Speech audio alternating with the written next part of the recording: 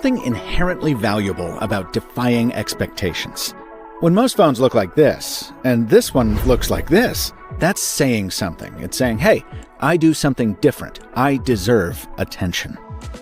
With a square enclosure not much bigger than its 4-inch display, and a brand better known for audio accessories than full-fat smartphones, the Mind One Pro from ECO is definitely different. So it's surprising how familiar it feels when you peel back its inevitably AI-encrusted layers.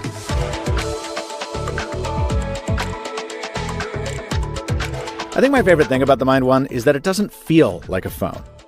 Instead, the combination of diminutive dimensions and unconventional aspect ratio gives it a vibe closer to that of an old MP3 player, or maybe one of those mobile hotspots that remote workers used to carry around. You wouldn't want to use it as a mobile hotspot for reasons I'll get into, but let's stick with the positives for a sec. I'm very impressed by both the design and execution of this hardware. The enclosure is framed in aluminum, with the screen sitting beneath a 9H rated sapphire that's apparently exclusive to the Pro model. It doesn't seem to have much of an anti-reflective coating, which makes it susceptible to glare on the go, but that glossy sheen plays so well against the button-studded satin finish midplate and the frosted back panel, presided over by that giant flip-out camera. I don't think I've ever described a phone as an objet d'art, because I didn't want to sound like a pretentious prick, but I almost feel like this qualifies. It's quirky and fun, but also stylish and classy. A delightful combination. Now, if this seems strangely familiar, there are two possible reasons for that. First, phone nerds of a certain vintage will recall the dual-screen LG Wing, the last gasp of greatness from that late mobile phone maker. Well, based on the specs and dimensions and just looking at the things, it sure seems like the Mind One's display is a repurposed second screen from that discontinued device.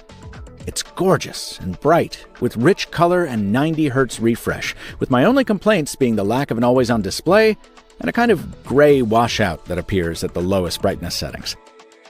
The other reason it might be familiar, as others before me have said, this is kind of a flip phone without the flip. Buy a clamshell foldable and odds are you'll be faced with a cover screen just like this one, capable of running any app that'll fit. And I'm happy to say the same holds true here.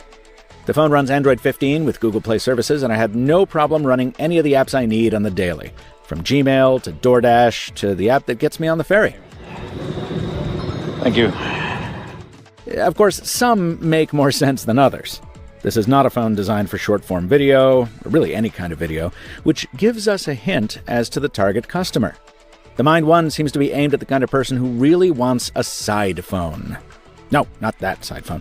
A companion device they'll use occasionally when they're not using their main device. And for that customer, a lot of the basics are covered.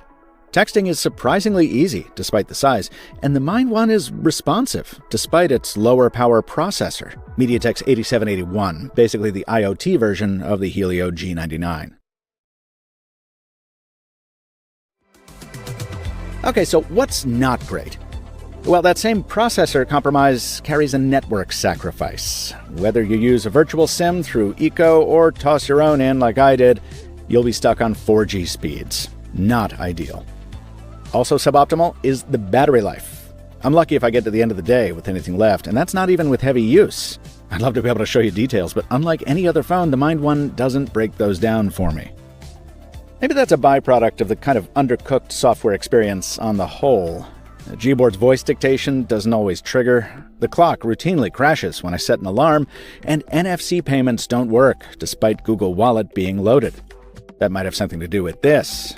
My unit fails the strong integrity check, which actually I believe technically isn't needed for Google Wallet, but still isn't an encouraging sign. And the fingerprint sensor. Dear Lord. See, there's a setting on almost every Android phone that'll keep the scanner dormant unless you first push the power button. That setting is absent here. So the sensor's always waiting for a finger to scan, and so every time you so much as brush the thing, it vibrates to tell you it doesn't recognize you. So literally every time I put this phone away or take it out, it's buzzing me because the flesh of my palm is brushing against it until it decides it's had enough and makes me type my PIN. It is so frustrating that if I could, I'd use Face Unlock, but because there's no selfie camera, that's out. Let's talk about that camera. I love how well thought out this is. Why waste room on the front for an inferior secondary shooter when you can just put your 50-megapixel optically stabilized Sony sensor on a swivel and flip it around when you need it? Very clever. Very nice to see a dedicated button for it. And yes, it works for video calls too. Great. It's even worth the wobble, if you ask me. Or at least it would be if the output were better. Lots of noise, not a lot of dynamic range, finicky focal distance, and even compared with the selfie shooters of some other devices, yeah. This is another reason I tend to think of the Mind One as a secondary phone. If this is your primary, well, that camera is going to be tough to deal with. But as a companion device, for when you want to disconnect a little but still can't be without a camera, just for QR codes or truly unmissable moments, sure, it's fine. Unfortunately, you'll still be stuck with what I'm fairly certain is the world's worst speakerphone. Yeah, voice calls over the earpiece are fine on both sides, although the screen doesn't reliably turn off when you hold it up to your head. Credit to Ole, whose video reminded me to test that. But yeah, this speakerphone, oh my god. Let me load up a royalty-free track from Soundstripe and play it for you on a Pixel 10a to give you a mid-range baseline.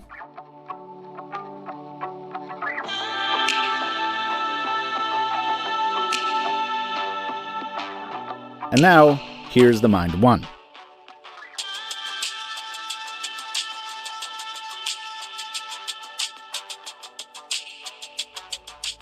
It's surprising to me that a company known for its audio achievements would ship a speakerphone like this.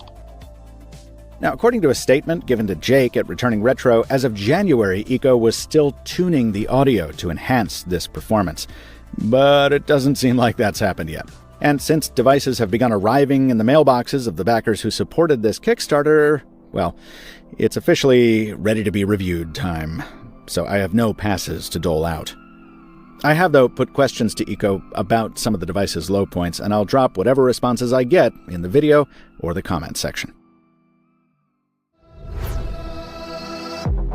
Lastly, we do need to talk about the AI of it all, and fortunately that won't take long. See, the conceit here is that you have two phones in one. You press and hold the button on the top edge next to that light sensor, and you'll flip from Android 15 to ECO's AI OS. I feel like the term OS is doing some heavy lifting there, because this seems to be little more than a custom launcher that opens up access to ECO's AI apps. You get a recorder that can transcribe and summarize your voice memos, a chat app that only allows access to ChatGPT 4 at the moment, a study tool that can analyze written questions to produce answers, a speech translator, and one of the worst fake podcast apps I've ever heard. The desperate gamble Ake took by summoning News Brocka back into Federation space, Holly Hunter's performance here was masterful in its restraint. Oh, Paul Giamatti as Brocka chewed the scenery, but effectively this time. Gone was the cartoonish villain from the premiere, this Brocka oozed menace. Yeah, that's enough. In short, almost the exact same suite of AI features every manufacturer tries to cram into their otherwise good products to satisfy their FOMO or their investors or whoever. And as far as I can tell, none of it outperforms the fully featured brand name AI apps you can download back on the Android side. The only kinda interesting thing about this is that ECO is offering free data for its AI solutions, built into the cost of the phone. You can rely on Novalink instead of your carrier to keep you connected. And if I had more faith or, frankly, interest in these tools, I would absolutely explore this further. And same deal for the lip service toward staying focused and getting work done in this OS. Just like with the Fairphone 6, that doesn't work if all the distractions you just left behind are only a button press away. This whole AI OS just feels like a distraction that pulls focus from this product's true potential. I mean, the market for small phones may not be huge, but it does exist, and the Mind One gets so much of the packaging right. I honestly believe a small, solid phone in and of itself could do very well. And I expect that the majority of the Kickstarter backers who put up almost $1.5 million to bring this thing to life wanted that more than they wanted some AI phone. If ECO were to fix the speakerphone, fine-tune the camera, squash the bulk of the bugs, and deliver on its 3-year platform upgrade promise, then this thing could be a great little second phone sidekick for its sale price of $429. And it's still very early in this product's life cycle. All of that legitimately could happen. But it'll all be a lot harder if the distractions of delivering AI shovelware continue to impinge on what I believe should be the main goal of building a great small smartphone. Little epilogue here. ECO offers a keyboard case with the Mind 1 that adds a bigger battery and better audio processing alongside a QWERTY keyboard, but it wasn't yet being sent out for review by press time. And because it's so, similar to a product I had a hand in bringing to life, I am abstaining from covering it. But I wanted you to know it existed, nevertheless. This review was made possible by a review sample provided by ECO, but as always, no manufacturer has copy approval rights, editorial input, or even early previews of my content. Please subscribe if you'd like to see more videos like this. Check out my Pixel 10a review for another way to spend your $500, and stay tuned for more from the newly bustling world of weird phones coming soon. Till next time, from Michael Fisher, thanks for watching. And stay mobile, my friends.